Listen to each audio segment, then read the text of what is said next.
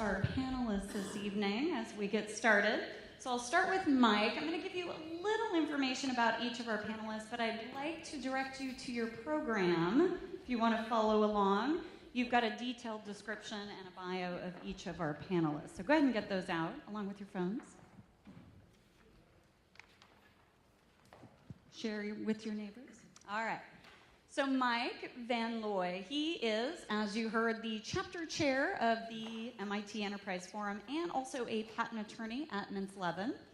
A little bit about Mike. He's a legal advisor to technology companies ranging from startups to multinational corporations. His technology expertise has included drafting and prosecuting patents in a wide range of technical fields. Just to name a few, I won't go through the entire list. Chemical and environmental sensing, alternative energy, emissions controls, semiconductor design and production, and wired and wireless telecommunications. So I asked each of our panelists some fun questions this evening, just so you get to know them a little better beyond their bios that you see in front of them. So my first question for Mike was, what is your proudest accomplishment? And his answer was finally figuring out who and what I wanted to be when I grew up at age 30, and heading in that direction ever since the best he can. One thing he learned the hard way, that the statement, "you can't do that," often translates to "you're not asking the right questions." His strongest talent, anybody a basketball fan in the room? Few, a couple, okay, all right. So Mike, I'll have you know, has some basketball rebounding skills. And he'll be embarrassed for me to mention that he's been called a paler, tattoo-less version of Dennis Rodman. Round of applause for that. We've got fantasy basketball coming up for our next introduction here. All right. And then last but not least, what would you absolutely love to have a room full of? And his answer was gadgets. Makes sense, all right? So round of applause for Mike, please. Good answer. Survey says 50. I'm going to jump to the end down here. John, raise your hand. Give a wave. All right. So we've got John Belmonte, principal of Cedar Ridge Ventures, senior technology leader and entrepreneur with experience leading and advising companies from startup to IPO. His specialties range from driving online transactions, developing consumer media properties, and creating and leveraging the quote-unquote network effect. His proudest accomplishment, finding balance between building a large, successful company and being a dad. Okay, can you give me a, oh, that's so cute. One thing he's learned the hard way, and I can't agree with this more, when building a company, starting by doing one thing insanely well versus what we see so many companies do, which is 5 things modestly well, and hoping they're going to improve along the way. Amen to that. His strongest talent, and I asked for a demonstration on this earlier. He says he has long, razor-sharp talons that emerge from each of his knuckles when he gets frustrated, like when his team misses key product milestones. I want to see a demonstration of this later tonight. All right, and to complete this sentence, I would absolutely love to have a room full of, ready for this? Chipotle burritos. Now, just visualize that for a second. A room full of Chipotle burritos. I like that. I'm a simple man. And John claims to be a very good fantasy basketball player. So I'm thinking you and Mike might be able to get together. Fantasy, rebounding. All right. Melani Gordon, give us a wave. Melani Gordon is the co-founder of TapHunter. She's demonstrating her product as we speak. Raise your hand if anybody in here likes beer. Come on. All right. Nicely done. Wow. Melani has more than 12 years of marketing and sales experience, having held senior roles in a variety of high-tech and startup firms. She leverages her background in new media marketing and supports the vision of TapHunter. The platform helps bars and bottle shops, tasting rooms save time and increase sales by connecting to their most profitable customers. So her proudest accomplishment is being asked to interview athletes on the red carpet at the 2010 Vancouver Winter Olympics. Pretty cool. That must have been fun. One thing she's learned the hard way is not to value herself by the amount of her paycheck. And she notes, what paycheck? What are you talking about? I'm a startup. I'm not getting a paycheck yet. Her strongest talent is improv. She's, in her next life, wants to be an improv pro, so I'd like to see that. And complete the sentence. And I told her this could not be the answer to the question, but she did it anyways. Complete this sentence. I want a room full of, and she said, Cantillon Lambec Beer Brewery, founded in Belgium in 1900. Anybody know this? All right. Next up, we have Mr. Robert Reyes, co-founder of Startup Circle. Hello. Robert co-founded and invested and advised over 25 companies worldwide. He has extensive experience in sales, marketing, and supply network management. He co-founded Startup Circle San Diego in 2007, which has 1,500 plus members, all dedicated to bringing together entrepreneurs, resources, investors under a system of trust. Robert is on a mission to make San Diego a recognized city for collaborative entrepreneurship, and that's really what we're talking about this evening.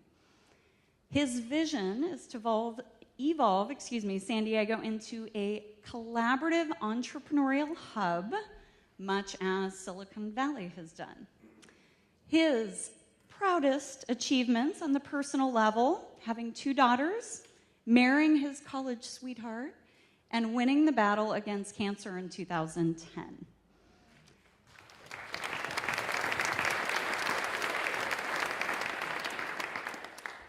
Biggest lesson, learn that life is about creating amazing relationships with people. But amazing relationships can only be built if you have strong character and higher purpose. Interesting talent. He often has detailed, in-depth, very personal stories with complete strangers. And what would he love to have a room full of? Children. Oh, that's so cute. All right. And Austin, our last panelist today. Austin Newdecker, he's co-founder of Yelthy, among other companies. SD local boy, he went to MIT, studied engineering, and then went on to Wharton. Got his first failed startup under his belt and some management consulting. And then he worked for Foundation Capital out of the Bay Area and joined Genicast Ventures as a VC associate. His efforts helped develop the startup scene in New York and Philly, and we're going to talk a little bit about this tonight, contrasting San Diego with some other cities, acting as an organizer, accelerator, mentor, and speaker. His proudest accomplishment is starting an urban debate team for kids in Harlem. Pretty cool. I want to learn more about that. What he learned the hard way. Failure, of course, is the best way to learn. Just start doing things and make adjustments as you find out what doesn't work. Don't spend much time analyzing beforehand. Analyze as you move forward. That's one of my favorite business books, The Ready, Fire, Aim. We'll talk more about that this evening. Strangest talent. Okay, really? We have to see a demonstration of this tonight. He says he can jump over I can jump over my held foot. So I'm not even quite visualizing this, Austin. You can jump over your held foot. There we go. Okay, all right, here we go. Good thing we're in the medical center. Oh my gosh, I love it. Nice. There we go. Wow. Okay, that's talent. We're going to get improv going later here. I love it. All right. I'm going to try not to butcher this, okay? Complete this sentence. I would absolutely love to have a room full of jamón, iberico, de Belota? Anybody? Anyone? Anyone? I know we talked to Andrea earlier about this. We're serving that for dessert, One actually. guy. Okay. Nicely done. All right, so just to recap before we dive into our questions, we have gadgets, burritos, beer, children, and ham. What do you guys think? We got a winning team here? You ready? All right. So remember, if anything jumps out at you and you want to share it with the folks that are following us on Twitter this evening, hashtag, again, is Startup Roadmap. All right. So first question, I'm going to slide in here.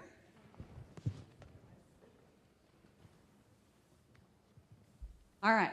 So we're talking about, I feel odd sitting down. What do you guys think? Should we make our panelists stand up when they speak? Yeah, we're getting. Sorry, it's gonna be a performance this evening. Yeah. I don't know. We'll see how it goes. It's a little hard to see in the back. Can I get some nods back there? A little hard to see. Yeah. Okay. Sorry. I'll stand up. You're gonna have to tap dance. All right. So first question is startup ecosystem. So what is the startup ecosystem? And I'm going to ask each of our panelists to address this. And what is your role? Just briefly, a minute or so. Start with me. Mike? Yep. Well, I wear two hats. Well, I'll start with what I think the startup ecosystem is. I think ideally, am I on? Who can hear me? Ideally, it's a collaborative environment where you've got advisors, doers, meaning entrepreneurs, service providers. Everyone's kind of working together with the goal that we make a bigger pie and everyone gets a part of it. I think San Diego is not there. I think we have some of the ingredients. I think we just lack the right recipe to get it all together, or maybe a map, hey, that would be a great idea, of how someone who's trying to start a company in this area would go about it. San Diego lacks, I think, a ready pool of money from a lot of IPOs and people who've been successful at other companies in the area. And therefore, you're sort of starting from a baseline of not necessarily having worked with a group of folks who know what they want to do and have worked together and trust each other. My role within the ecosystem, in my day job, like I said, I'm a patent attorney. I do probably a little less than half of my work with folks who I would classify as small to very small businesses. And it's a challenge. It's, question one when you walk into a law firm is how much is this going to cost? And the answer is not zero. And that is a challenge, so we try to work on that. And my night job as the chair and participant in the MIT Enterprise Forum is to meet with folks and just sort of talk about what they need and what we can do to make it better. Awesome. Austin. You want me to stand up? Oh, I wish I could stand up. Up to you. And Yeah. no problem. And do you want us to talk more abstractly about what is a startup ecosystem, or more specifically about San Diego? The conversation we're going to try to direct towards Okay. specifics in San Diego, and we're really looking for some resources too, and that's going to be the conversation we turn to you in a little bit as well. Okay, well, first I got to give you a big disclaimer in that I am a recent move back to San Diego. I actually was on the East Coast for quite some time, and then I was in San Francisco. So the ecosystems that I'm more familiar with are actually New York, Philadelphia, Boston, and San Francisco, which I have to say in the 5 months that I've been here are very different in some key ways. And so I do think it's very, very important for entrepreneurship to flourish in a city, to have kind of the cohesiveness that Mike was talking about, just so entrepreneurs, because let's be honest, entrepreneurship is a very lonely job. You sit at home, you kind of try to make progress. Eventually you get a couple employees, you're kind of working together. And it's nice to know that there's a community out there that's supporting you. So the community obviously is broader than just the entrepreneurs. There's, I'm sure, a lot of service providers. And if you don't mind, let me just ask really quickly, just because I like to get a sense of who is in the audience. Who are actual entrepreneurs right now? I am starting a company. Great. And then I am a service provider that is providing services to early companies, and who is, I don't know why I am here. Okay, cool. So that's good. We got a lot of entrepreneurs in the audience. So that's kind of the lifeblood, the most important part. And I'm happy to compare and contrast some of those cities. Maybe I'll Please. Yeah. do it now. Yeah, why not? Okay, so I guess I see San Diego from an outsider's perspective, I guess, as kind of in its fledgling stages of developing that community. There's a lot of promise here with things like Connect and Evo Nexus at MIT, Enterprise Forum. There's a couple hacker houses. There's the Hacker News Meetup. I've been kind of getting my feet wet in these things as I've been here, and I recommend that you kind of look up these different resources if you want to really get more involved. Also, Brant's talks are called, what does he call them? Well, his group is the San Diego Tech Forum. The San Diego Tech Forum is an Or excellent. San Diego Tech Founders. Tech Founders. You should definitely go to their events as well. But I kind of saw that happen with some of the pitfalls of, I think, that I see in San Diego is there are a lot of there's a lot of people that are kind of swimming around the ecosystem but not really actively doing things. So we probably would serve us better as a community to be much more supportive of each other and helpful. And I kind of saw this mirrored in Philadelphia. When I initially moved to Philadelphia, it was a very fledgling community. And there was a lot of kind of older guys that had been through the ropes, 20 years ago, and they were trying to do stuff. They didn't really know how to contribute. And then there were a lot of young people that had a lot of energy but didn't really know how to spend that energy. Eventually, there was created a couple really good forums where everyone would go to those every month. There'd be 200 people that showed up. And that community eventually evolved into a place where I think now there's enough VC interest that actually come down to the community. There's enough companies that it's kind of got the momentum of a really rich and startup environment happening there. I'll leave it at that. There's kind of, I've seen the development happen in a lot of places, and I'm sure I'll chime in later with more of that. Definitely. Robert. All right, well, thanks, Austin, for that piece, because when I came to San Diego about almost now 6 years in, I came in to actually be part of I would say not a startup, but a mid-sized organization in the biotech healthcare industry. And so I spent a lot of time in Europe, also around the US, and saw a lot of the entrepreneurial early stage communities, how they came together.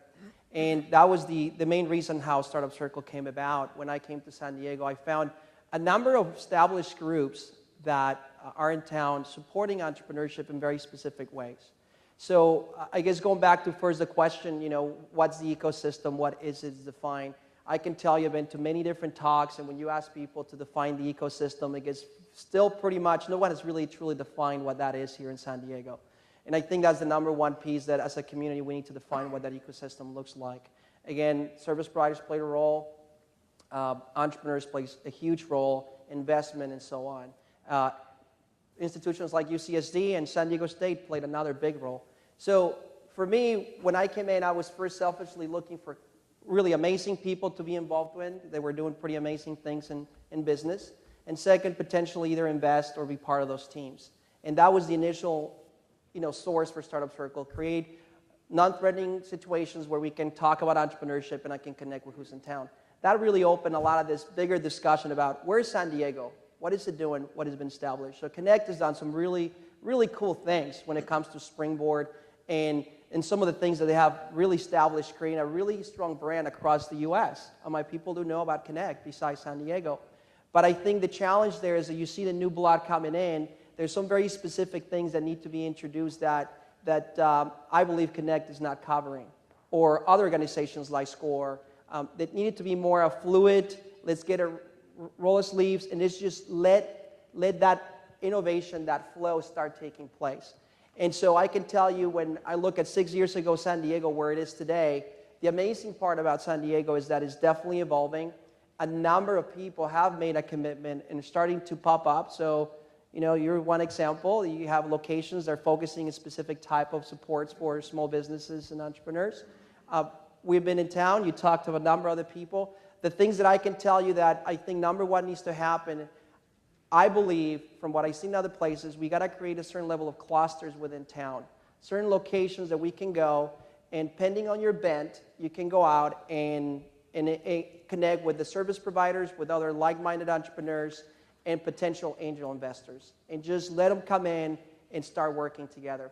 Now, that's sort of a top level kind of what I've seen. Again, I definitely spent time, I was in New York in December, and definitely I was at a summit called the Healthcare Summit. We were invited by Stephen Forbes to come out and talk about healthcare. And of course, it's been a big topic nowadays, healthcare. You know, everybody's talking about what's going on with that, how we're going to really make an improvement in that in the U.S. And the number one topic and the whole point of that conference was around entrepreneurship is the answer. And that's what's going to drive innovation and improve healthcare. And there was a lot of things that were talked about that are happening that are pretty exciting. So coming back to San Diego, we are in the infancy, but I believe a lot of good things are coming in. So things that Startup Circle is doing today, one of the things that invite all of you guys to engage and collaborate with us. We have 3 relationships that we have put in place. We have locations in Claremont. There's an acceleration location called Answer Innovation Center, if you have not heard of it. They have some pretty cool people there. They're doing some pretty amazing stuff. You have also, we've moved our location to Commerce downtown. Also, we're really looking at doing, at least just to kick off every Wednesday, just invite a number of folks to come in and start really building things together. And last but not least, also building bridges outside San Diego. So we've kicked off a program called Startup Camp with Plug and Play Tech Center from the Bay Area. So we actually, if you go online, you can go see the application. You can apply if that's a fit for you. It's just a resource. And there's some money involved, and there's some support from the Bay. But that's just one of the things that we're doing. But ultimately, it's just getting hands-on. And I see the role that I play in this ecosystem. One is just being an instigator, be a resource, you know, within the community, and also just I really want to create some great businesses in town. That creates just spawns a lot of different things. So with that, I think I kind of covered what I think I have. Right. Perfect. Awesome. Melanie, your thoughts on the startup ecosystem? Well, I've been in San Diego for going on 13 years now. TapHunter is my first technology startup and my second company. San Diego is an amazing place to start a company, and I'm not moving, damn it. I am determined to stick here in San Diego, and if you're an entrepreneur today, what I would like to start by saying is, if you're an entrepreneur and you're working on an idea, could you please stand up really quickly? Please. The people who raise their hands. Nice. The community is about letting the entrepreneurs lead, so all of you please look around to the people who are standing. And before you leave tonight, I want you to introduce yourself to one of the people who's standing, and please ask them a simple question: how can I help you? Thanks, guys.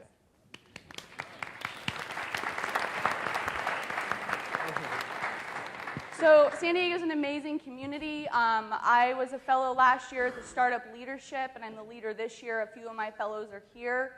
And it's growing, and while it has a ways to go, it's not Boulder, it's not the Bay Area. We're here tonight. We've been given a voice by the MIT Forum, so thank you. There's no better time to start a company in San Diego than now. There's a ton of resources. We're going to talk about how all of you entrepreneurs or not can really help push the community forward. So thank you. Awesome. Thank you.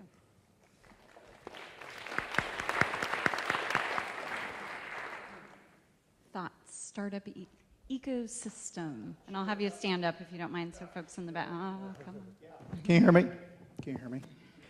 So I'll try not to repeat too much of what my co-panelists said. To me, the ecosystem is relatively simple. There's, at the heart of it, there's talent and there's capital. Okay? And then there's 2 layers of support system, which is what I would call resources and media. So if you look at any of the good cities, any of the cities out there that are doing a great job of building a startup ecosystem, at least 3 of those 4 are humming.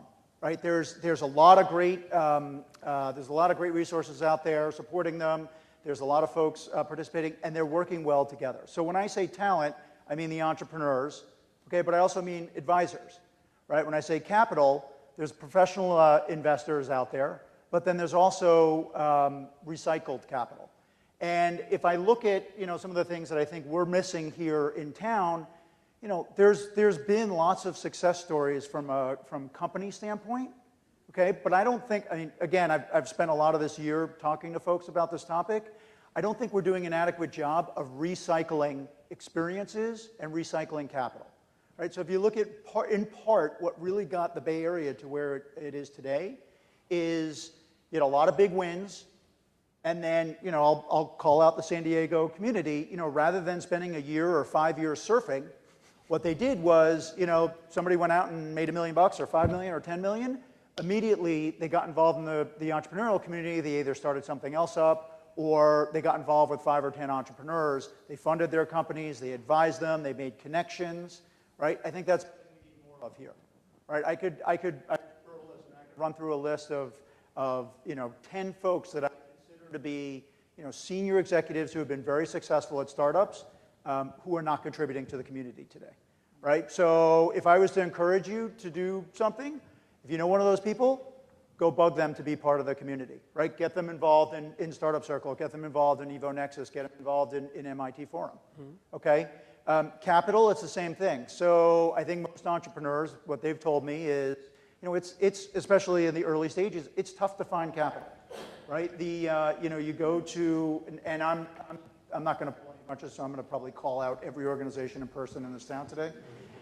You go to a San Diego Venture Group event. I love that organization. I go to almost all their things. I mean, I've actually met a lot of great folks through it. You go to an event, it's very hard to find a venture capitalist. Right, you're swarmed by, what I would call the support folks, right? Attorneys, accountants, and whatnot, which are very, very important part of the ecosystem here, right? But they're not the main piece. The main piece has to be the entrepreneurs. Melani has it right, which is, we have to find a way to make sure that we're supporting them. San Diego Venture Group, I would call you out and say, make sure that every one of your events is figuring out how you're connecting money and talent. Right? That would actually be highly valuable. If you have a way that you think you can help them do that, you should get in touch with Dave Titus and tell him your suggestion. If you want to lead a program over there that's going to help that happen, I'm sure he would be more than happy to have the help. So, and then when it comes to media and resources, there's a lot of great organizations here. We've got a lot of what I would call incubators. I don't think we have. Now, again, Startup Circle will probably be one of the first ones. Up until this year, I don't know that we had a single, what I would call, accelerator here in town. Okay, I got my hands on a list of 100 top accelerators in the US, not one in San Diego. So when I say accelerator, I mean Techstars, Y Combinator, those type of folks. So if you're motivated, you got a little bit of time, you're passionate, reach out to those guys, right? Or start one. There's 5 white papers. Email me, I'll send you, I found a great white paper on the top 30. Okay, read about it, start one. All right, get 10 people together. It's not that much work to actually get that going. You'll end up being incredibly networked after a year or two, right? And if that's not something that, if you don't want to get something like that going, then join one.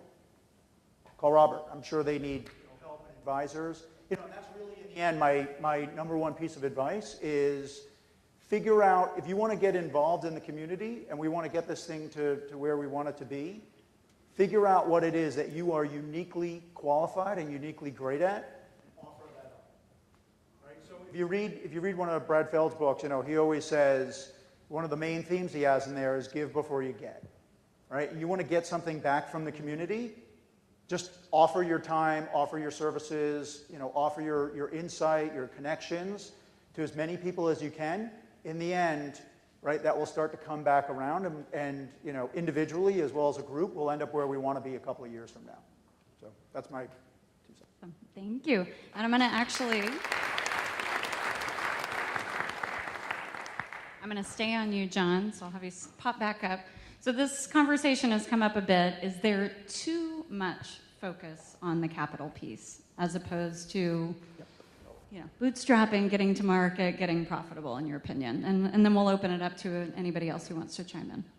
I think there's a lot of focus on capital. I will say it depends on what your business is. So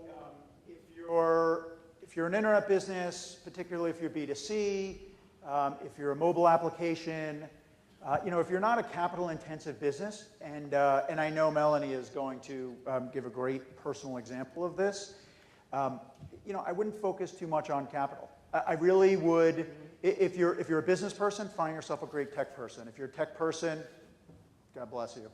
Yep. you're lucky. You know, and you need help from a business person, find that person. Get something going, get a prototype out there, refine it. You know, the best thing you can do, if you can go out and get yourself a little bit of money, great. I've seen a lot of good companies in this town start as kind of a nights and weekend job. And, you know, I would recommend, you know, I think that's a great path to go. There's money out there. I mean, there's a lot of angel capital in San Diego. It's not particularly well organized. So you really got to network your way into it, for better or for worse. But if you have a great opportunity or a great idea and a great business, and you're somebody that people want to get behind, like you'll get funded. You know, I would not start off trying to raise a lot of money though. So one tip, because I know folks in the audience are saying, okay, John, where do I start? So if you are looking for capital, what's the number one piece of advice? Where does somebody start? You know, I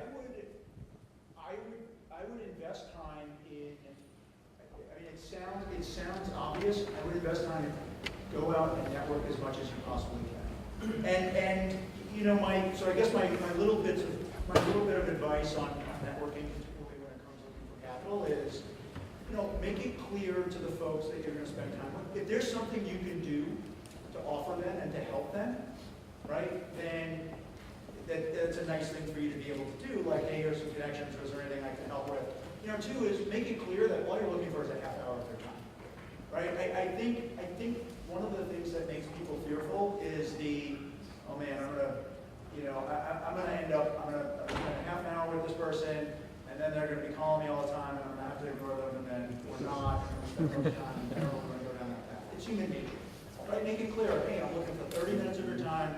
I want to tell you what I'm up to, get some feedback. I know you're done with some other folks, and then that's it. If there's anything I can ever do to help you, I'm happy to do that.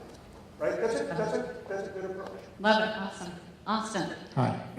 I'm going to chime in on two things. The first is going back to Rob's earlier point.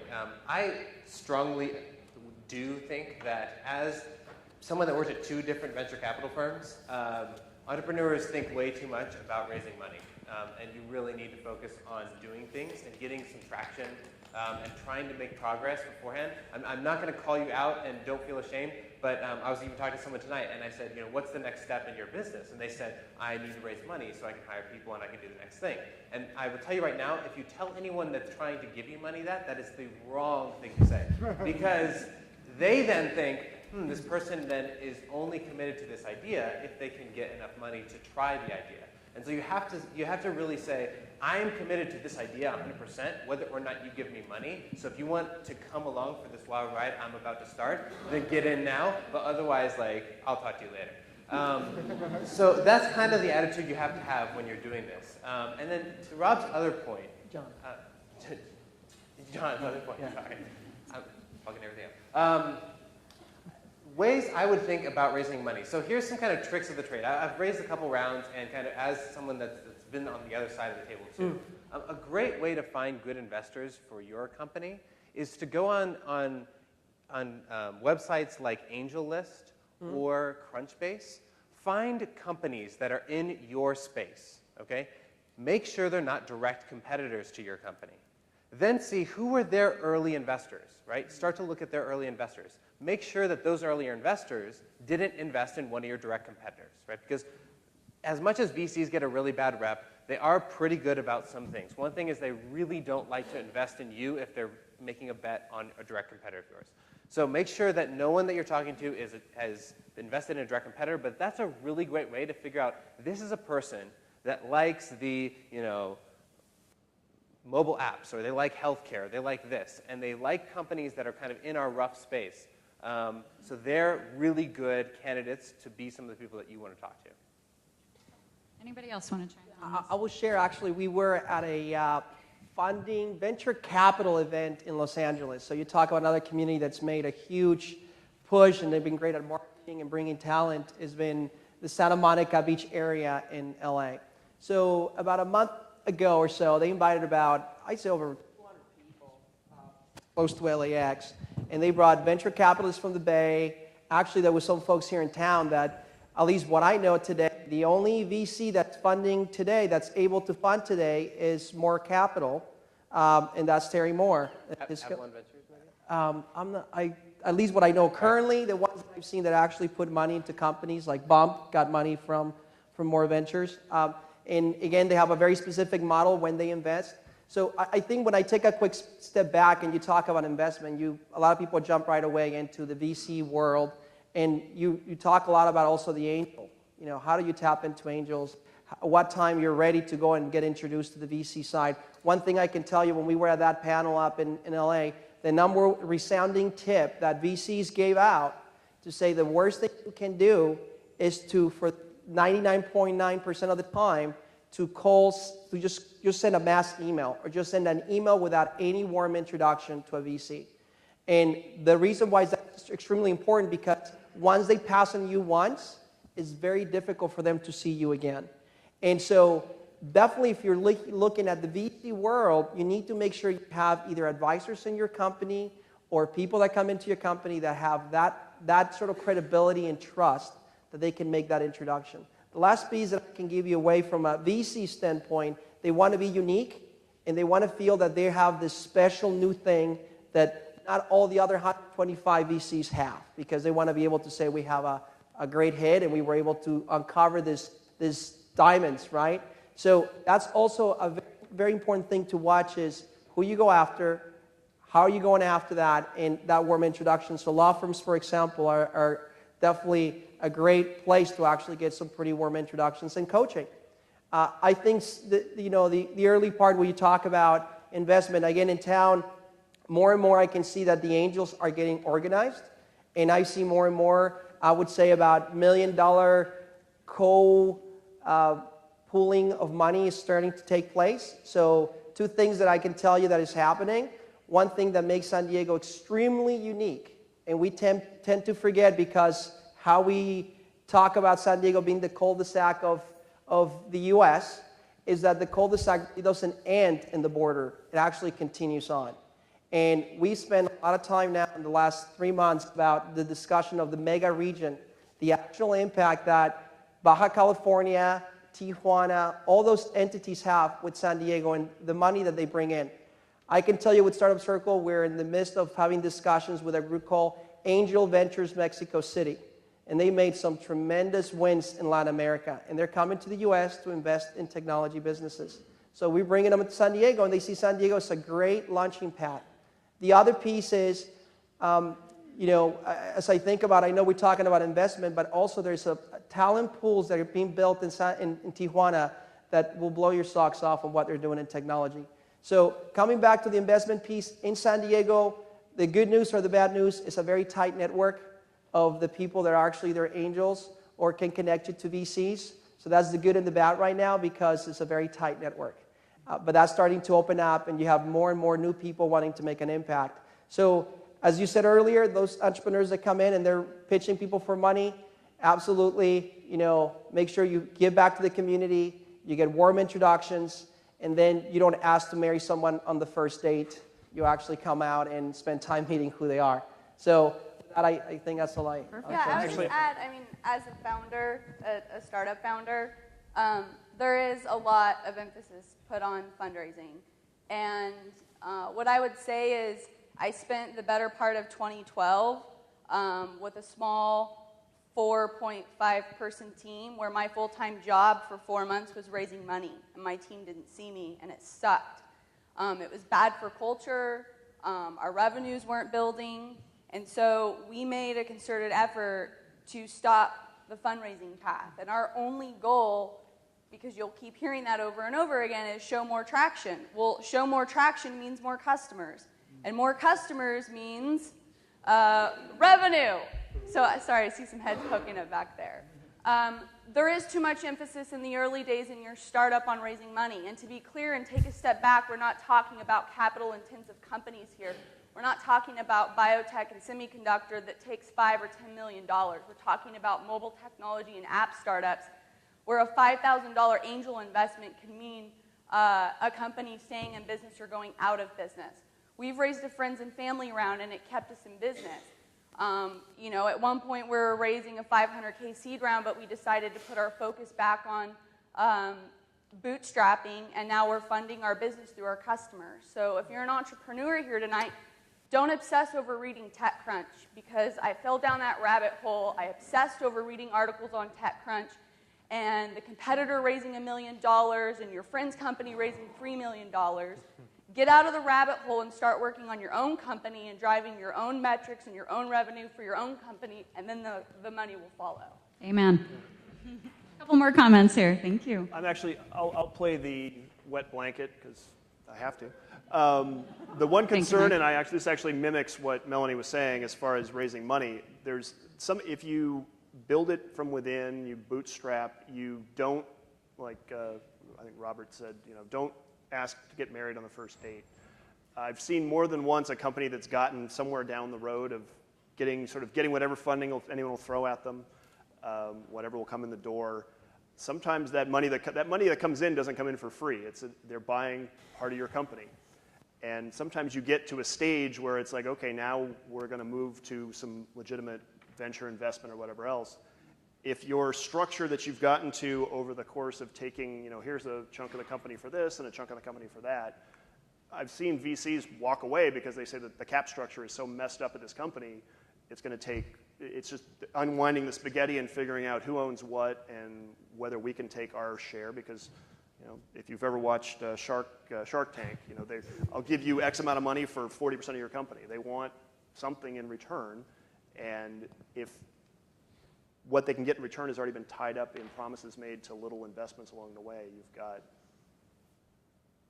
sometimes it'll kill a deal. I've seen that happen. Good. Yeah. Austin? Just to kind of feed off that, and the longer you can build your company, the more valuable it is and the less you have to give away in equity, theoretically. Now, that doesn't actually really work in the VC world, but that's a whole other discussion. Okay, so I would just stress you have to really be honest with yourself, and if you can't be honest with yourself because you're inside the company, find a good mentor, someone that's able to look at you from the outside and see, where am I really at to raise money? Because almost too often, myself included, go to VCs way too early. Mm-hmm. And really, you should be talking to angels. You should be talking to people that are going to add value. Like they said earlier, if you go too early, sometimes it's hard to get a second meeting. But I think that the bigger problem is just it sucks your time away. And one thing I really wanted to add on. So an accelerator, for people that are early, like an accelerator, like Startup Circle. I actually personally went through Y Combinator, and I was in TechStars, and I mentored at Dream It, which are all great programs. I do encourage people to seek out those programs because they give a very small amount of money, but they take a little bit of equity, but it's usually a good value add, and at the end of it, you come out a lot sharper.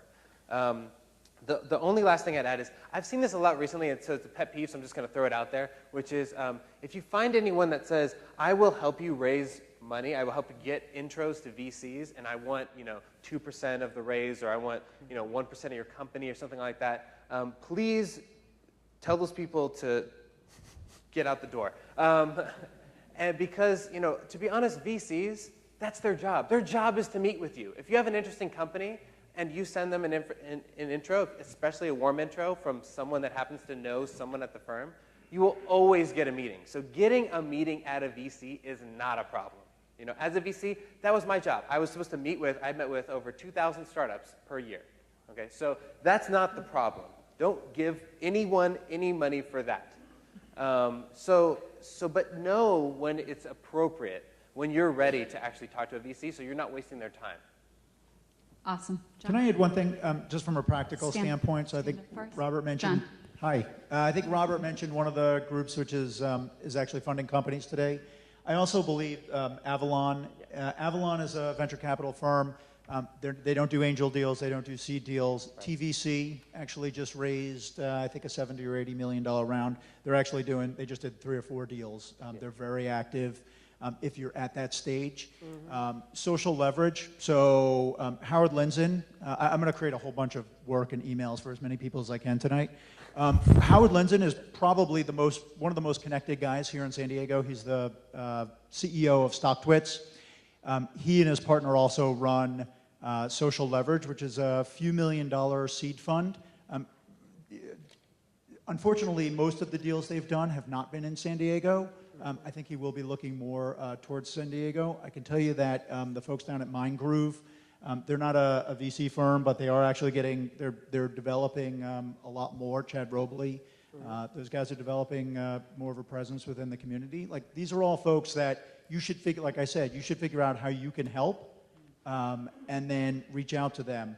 The other thing I would say is, volunteer your time to MIT Enterprise Forum, or to Connect, or EvoNexus, right? Whether it's being a mentor, a panelist, or whatever the case is. Because once you're sort of part of those groups, that's when you really start to meet the people and spend time with the people and be peers with the people who are then going to put you in touch, give you good advice and maybe potentially be mentors and be part of your network. So it's a couple of practical. Awesome, thank you. We've got just a couple more questions, and then we're going to turn it over to you for some discussion. Mike, this question is for you first, and if anybody else wants to jump in, the play between startups and large companies. So you see companies like Qualcomm starting to, really build within the innovation segment and looking to smaller startups. What's the play? What have you seen? And should there be more? Should larger companies be really, really fostering some of these startups? I need to stand up. Sorry. I think absolutely larger companies should be investing in startups. I mean, it's from the perspective of getting something for a relatively small investment, a large company that sets up an incubator or makes some sort of arrangement where they're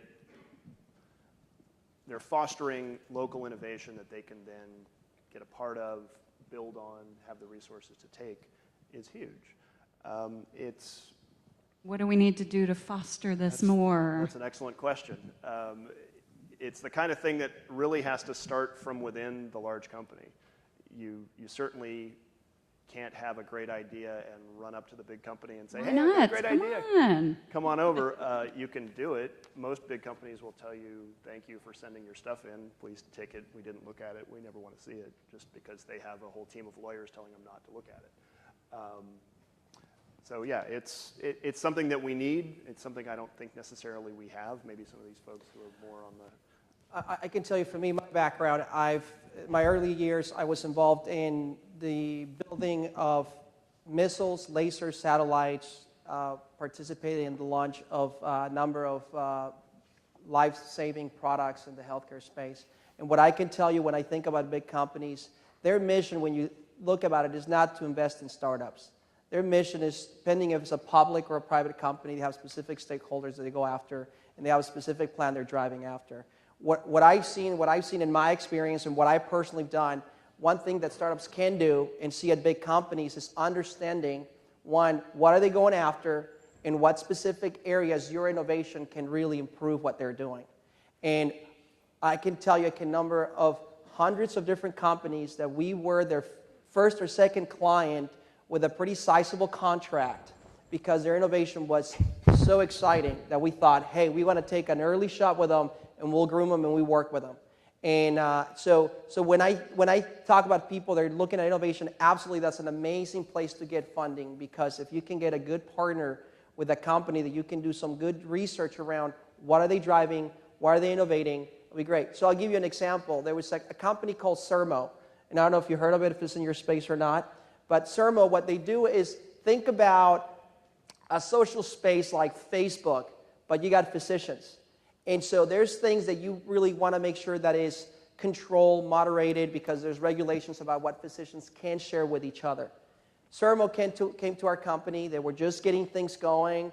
They had no VC funding, but we saw what they had built and the infrastructure they had built, and we definitely committed to give a pretty sizable contract to them. And I can tell you it's happened with other people that were a two-team company that were doing training for physicians and nurses, and came in and said, here's what we got, this is how we do it uniquely, and boom, there's a contract. So where my emphasis is when I deal with companies and I looked at them, and what I bring value, in my opinion, is when I talk to them from that perspective to say, really look at the space on the corporate side, and either see which one could be one that can really open not just the money, but they really bring money and access to specific business channels. So that's kind of what I would say about that. Awesome. Can I ask a question? Yep, Actually, absolutely. do you see a difference as far as the the environment here with big companies being willing to work with sort of foster startups relative to, say, the Bay Area? And that's a great question, which will lead us into our last as well, is what do we need to look at in other cities? I can tell you, you see it a lot in the military space. So we don't talk a lot about that, but there's a lot happening there if you have a company that wants to support the military in San Diego, and it's been happening for many years. So it does happen. It's right there. It's going on. When you talk about what segment, well, let's talk about a segment. If you're talking more about the up-and-coming, people are coming from the Bay, then doing mobile space companies, heavy tech. I think the companies are still not in here to really kind of understand what's happening, but we do have a couple of examples of industries that have done that. I know, I can tell you from my experience, people are a little bit shy with Qualcomm at times because Qualcomm drives innovation, but entrepreneurs at times are shy to go too early to Qualcomm. But I think overall, as we have early successes, I think bigger companies will start coming into town and looking for that innovation. Awesome. Anyone else want to comment on that particular piece? Yeah, I think the only thing I would add, I'm not standing up. The only thing I would add is if I look at the cores of the ecosystem, large companies can provide a ton of talent, right? So capital is, depending on the industry, I think is kind of hit or miss. Most companies are struggling just to hit their earnings, or so if you get a large company like Qualcomm, they'll fund various programs just because it's sort of their job to fund everything in San Diego. But if you look at big companies, so I was at Active Network for a number of years. There's 600, maybe 700 people here in San Diego. A lot of them are entrepreneurial. A lot of them are, happy to get involved with your company as an advisor, or maybe, do a little bit of extra work. And there's lots of other good companies here that are the same way. I think they're a great source of talent. If you're looking to round out your team, if you're looking for advisors or connections, right? There are folks who are really happy with what they're doing full time, but possibly could get involved in the community in the ways that I mentioned. So there's great things too going on at Evo Nexus, which is the incubator downtown San Diego and in UTC. And I know specifically Evo Nexus downtown did a great job of bringing their program called Market Link to the downtown companies. And probably once or twice a month, they would bring Samsung and the likes and Nokia to meet with the companies there. I know 2 companies off the record signed deals with these large companies for R&D contracts that, where money did follow. So it was exciting to see that happening out of the Evo Nexus Center. And one thing that's happening, just to kind of get another plug for Evo Nexus, is that one is that they have an application open today. If you want to apply for be part of the incubator, that's open. You can go and apply now. It's a limited space, so they have a certain number of entrepreneurs they'll take.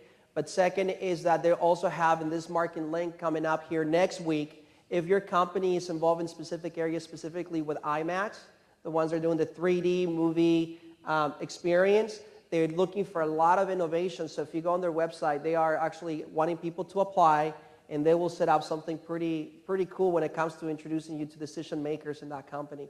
So go on their website. There's 2 things that are happening right now. If you're in technology that could enable that space, look it up. And they take no equity, and they give you free office space. So I think that's important to say. Yeah. Awesome. Sorry. So last question for our panel. And this is going to be a deep one. We're going to try to keep it brief, though, in our answers, because we want to give folks time to chat here. So the question, again, is what's happening in other cities? We already alluded to this a little bit. How can we model that instead of reinventing the wheel? What can we steal from them as far as ideas, as far as their ecosystem? And I'm going to embed another very tricky question into this, which is the talent piece that we talked about. And when you look at, since we're at an educational facility, what do great cities that really support their startups do as far as bringing in the right talent to these startups? When you look even at San Diego, average paycheck is about $100,000 for somebody that's got a degree in high tech specifically, and you've got a lot of folks that have lots of openings in these areas and not enough people to supply it. So back to that university question, are we really supplying the talent? So I'm going to start with you, Austin, and then we'll jump in for some final comments here. I do think that universities are an important part of kind of the hub of things that happen. I mean, so my first city that I was involved in entrepreneurship was Boston, right? And so Boston, I went to MIT, and so MIT and Harvard, not only with the other 60 colleges that are in the area, had a lot of kind of students graduating that were willing to take risks. So that was kind of a good community. Plus the fact that they had, at the time, the second biggest venture community in the world, so after San Francisco. And so that was a very vibrant community because of that. So there was a lot of just kind of young entrepreneurs happening in that ecosystem. In Philly was kind of similar, right? Philly has Drexel and UPenn. I was at UPenn at the time. And so there's a lot of things happening. But then there's also First Round Capital, which if you aren't familiar, they're one of the leading early stage VC funds. And Genicast Ventures and a couple other places that really helped that ecosystem come from what I think we have now within about a 1 to 2 year span to get up to a pretty reasonable city to start a company in. And I still think that San Diego is. I don't mean to say it that way. And then in New York really took a big turn, right? So they started with what was Silicon Alley, Union Square Ventures, a couple of these guys around the turn of the century. I guess that's a weird way to say that. I guess we're not far enough away from it to make it that.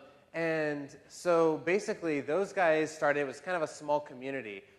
Luckily what happened there, which I haven't seen happen in San Diego yet, is kind of government support. So Bloomberg and a couple other places put money into the ecosystem, helped things like General Assembly, which is kind of a co-working space, kind of like an Evo Nexus, get started. And that became the hub of the scene there, where if you want to meet with an entrepreneur, you know that that's kind of one of the key places that you would go. They have events there almost every night. For entrepreneurs, they have classes on Ruby on Rails and Python and how to network and how to market. So I think that kind of hub really made the New York ecosystem within 4 to 5 years become the second biggest startup ecosystem after San Francisco. It passed Boston within that time. And so I really believe that San Diego can make kind of leaps and bounds in a short amount of time if we have the kind of support that we talked about. Melani made a great point earlier, which is the best way to help the startup community is to start to get to know your fellow entrepreneurs, figure out what they're doing, and try to help them accomplish that. Because ultimately, that'll come back and help you, and it helps build the ecosystem. So I think that that's really the best thing you can do. I think that having big companies, having service providers, it's all kind of nice to haves and great things, but the lifeblood is really the entrepreneurs. So using kids at UCSD, finding entrepreneurial talent, very tech talent is very difficult. So when you have them, grab onto them and keep them and be nice to them. Otherwise, go to UCSD, go to some of these other institutions, and try to find people that are willing to kind of take the leap with you. And I guess that's the best advice I can give right now. Awesome. Yeah, I'd say mentorship and advisors are the biggest piece right now.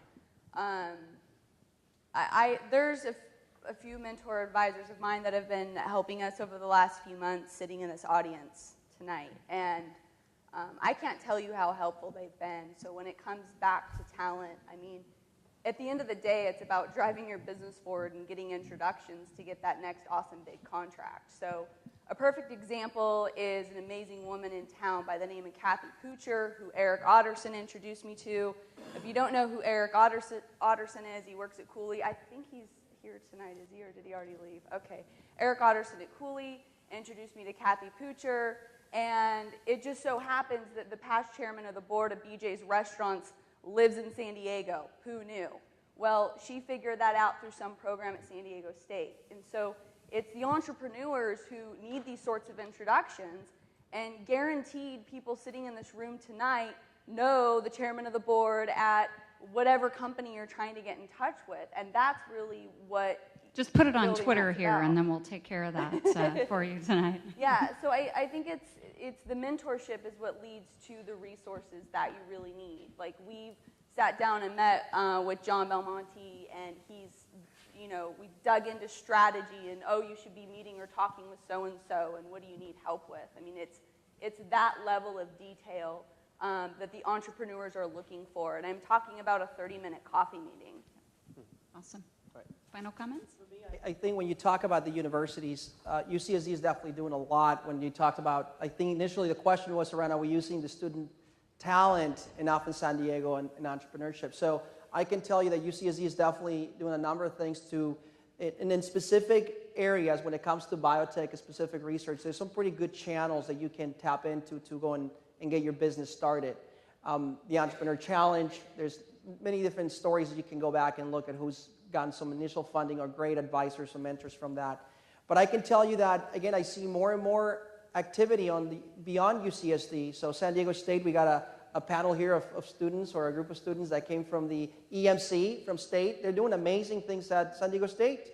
And I don't know if you guys have heard of the Entrepreneur Day.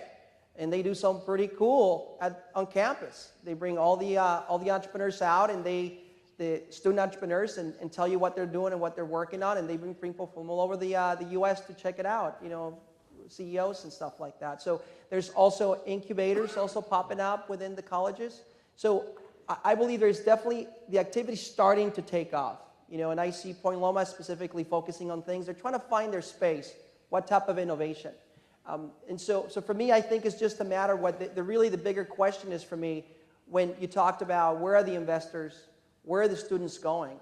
That's, I think, it kind of refers to a question that I saw earlier that was tweeted that says, is there too many chefs in the kitchen? Is there too many people trying to help the community? Thank you, Bruce. And for me, I believe that the question is not about too many chefs, is like, what are they doing when they're in the kitchen? So when you go to a kitchen, there's a lot of people. There's a pastry chef. There's the main chef that's yelling at everybody, making sure they get it right. And so what has happened right now is really making sure that as people are either leaving college, where are they going to connect with other entrepreneurs? So the point was, where do you go? And so those are the things that we within Startup Circle and other communities are driving to say, create a place where people can come and connect with a number of people on their specific purpose. And I believe that's the question needs to be answered, and will be answered shortly. I think in San Diego is just so much going on. And then the last piece I want to share about is government. So you talked about government, what is government doing in San Diego and supporting this. From that question, I'll give credit to Gabriela Dow, part of the Startup Circle team. She's one of the co-founders with me. It has to do with, we invited, when we were going for mayor, deciding who the mayor was, we invited all the candidates. They all came out. You can go into the site and see the questions we asked. What are you going to do towards entrepreneurship? How are you going to help it?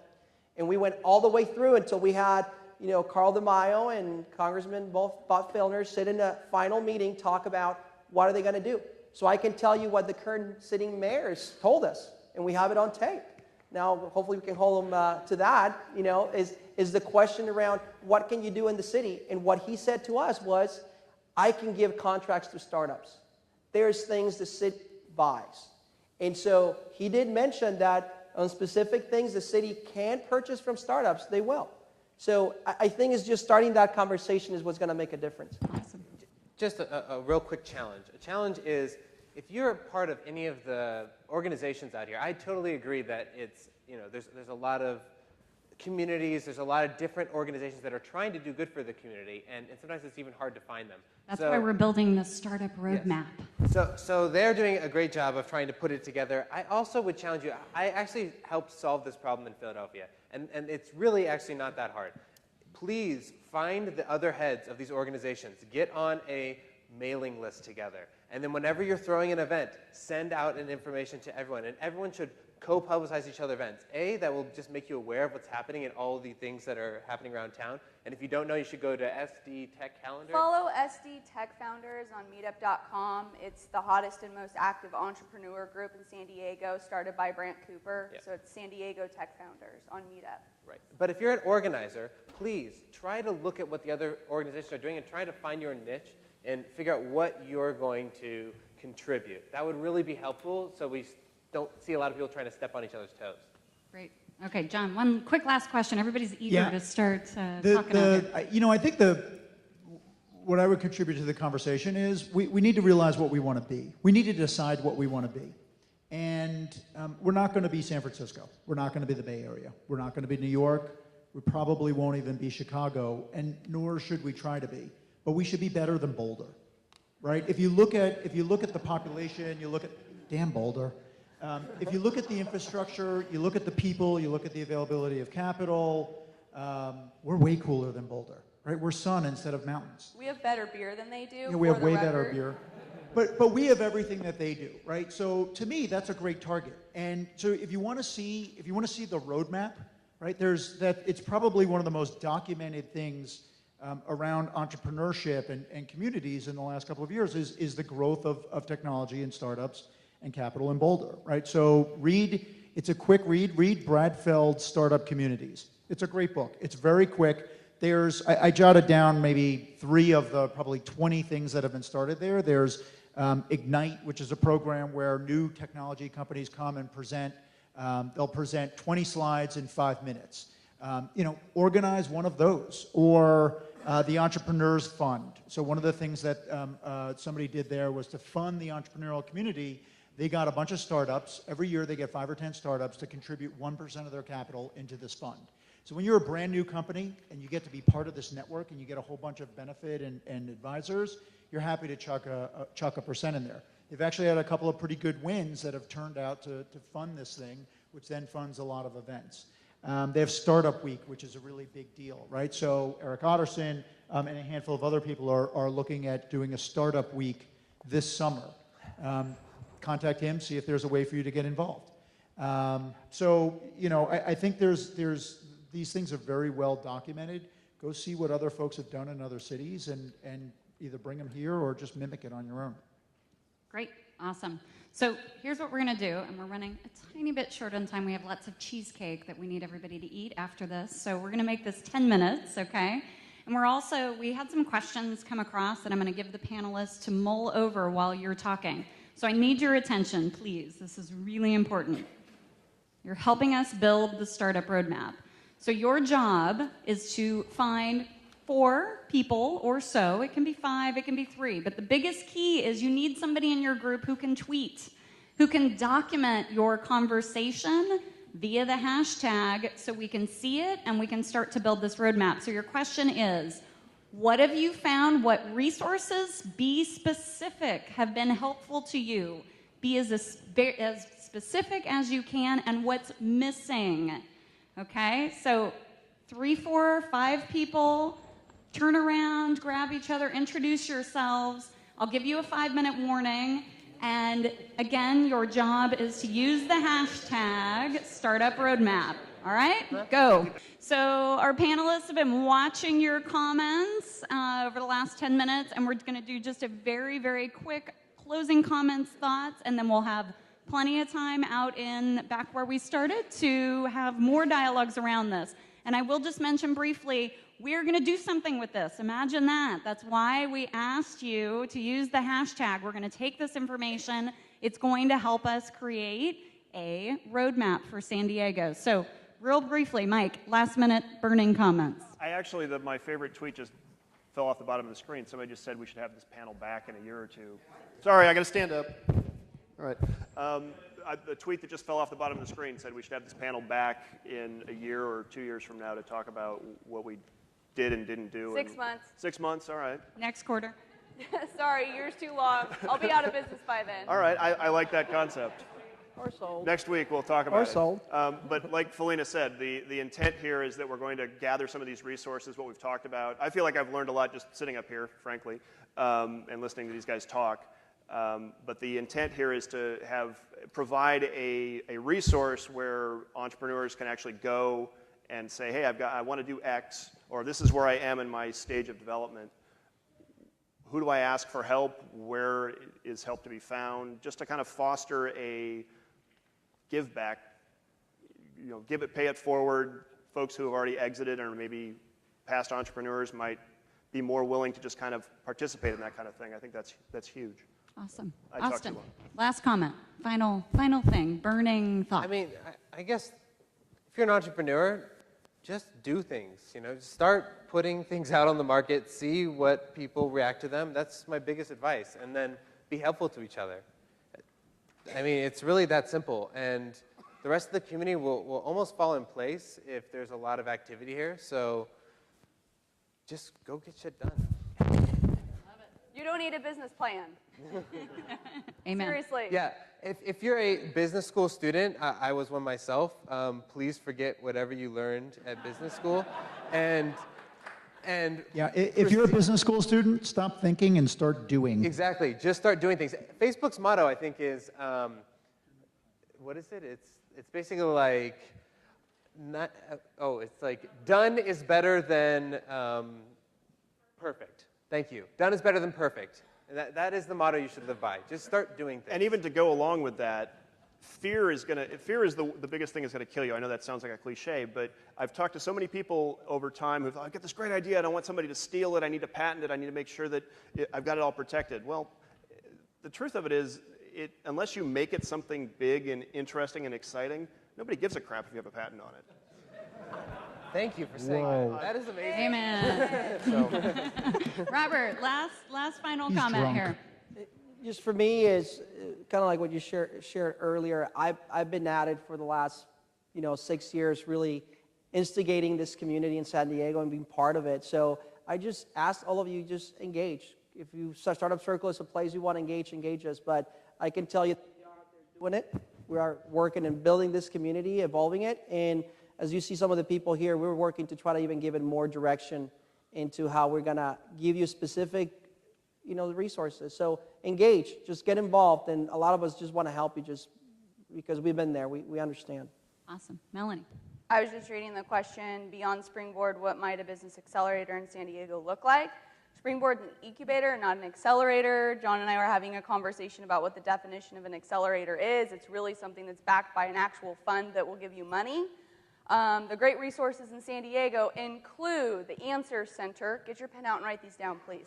The Answer Center, Connect Springboard, which we've been through, ComNexus Next Scrub, Evo Nexus, Qualcomm Labs, Startup Circle. I know I'm forgetting some. Startup Weekend. These are all amazing resources. Today, there is not an accelerator in San Diego, and that has to change. I totally agree. One part of the ecosystem we didn't talk a lot about is the media.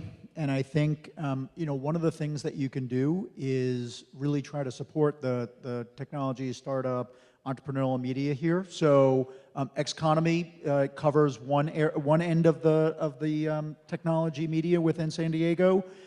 San Diego tech founders, as we mentioned, you really should call Brant Cooper. He was supposed to be on this panel. So call him and even show up at his office. Actually, Brant Cooper is a great example. He has he hosts a coffee every Wednesday morning up in Del Mar. In Del Mar. Panikin. It's at the Panikin. Raise your glass. Raise your cup. Oh yeah. But hide it because you're not supposed to have it in here. But he's a big part. The reason I bring it up is he's a big part of the San Diego media. I think one of the things we need to do is we need to shine a brighter spotlight. The media, to me, can really play a couple of roles. One is it can shine a brighter spotlight on entrepreneurs within the community. So it needs to be a little. I think it needs to be a little cooler to be a startup in San Diego, right? I go back to, if you live in San Francisco and you work at a startup, like you're God up there, right? You're a God. And if you're in Boulder, it's sort of become that as well. And here, while we all know that it's really cool to be a startup, you don't really get as much attention, you don't get as much moral support, there's not as much awareness, right? The media can really provide a lot of that. The other thing that the media should provide is connections, right? So again, when I talk about San Diego tech founders, and I know there's other ones out there, so I apologize, but one of the things that they're great about is they have a fantastic email that comes out once a week or every other week. It tells you about every event that's coming up. Startup Digest. What's that? It's called Startup. Yeah, it's called Startup Digest. That's right. You can sign up for it whenever you want. So they're a great example, right? Or we need media that's going to connect, right? My good friend Tony over here asked me the question. I have these skills. How do I get involved with startups, with organizations? How do I actually connect with them and help, right? And the answer is I'm not really sure. Right? And if I don't know, there's a decent chance that you don't know either. So start something like that. Or if there's something like that out there, get the word out. Right? How do we connect all the different parts of the ecosystem so that we can get this community to where we want it to be, so that it's a lot easier to start something, it's a lot easier to join something, it's a lot easier to fund something. Right? So I think that's where we want to end up 2 years from now. Awesome. Are you guys excited? You ready to do it? Let's give our panelists a round of applause, please.